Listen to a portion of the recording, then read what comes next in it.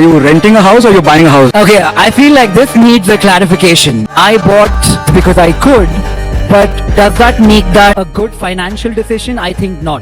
If you think buying a house is always better, you might be losing 1 crore rupees without even realizing it. Welcome to the episode 6 of the ABCs of real estate investment in India. Today we are going to talk about buying or renting. Which one is better?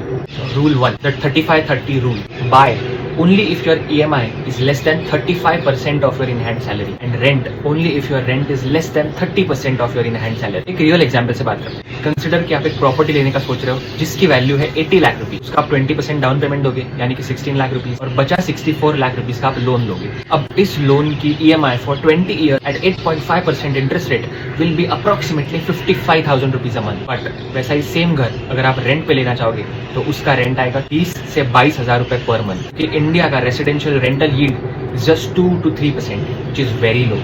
Now let us compare this. एक case है जहाँ पे आप घर bye कर रहे हो और हर महीने आपकी EMI है 55,000 रुपीज. उसके साथ में आप भरोगे maintenance charges, repairs, property tax, और 20 साल बाद अप्रोक्सीमेटली 5 to 6% का एप्रिसिएशन पकड़ के वो घर की वैल्यू 80 लाख से हो जाएगी 2 करोड़ रुपीज. काफी ज्यादा return. But let us now study the case 2, जहाँ पे आप बाय करने की जगह रेंट कर रहे हो. Now you are paying a rent of 20,000 rupees and you are saving 35,000 rupees every month as compared to the EMI.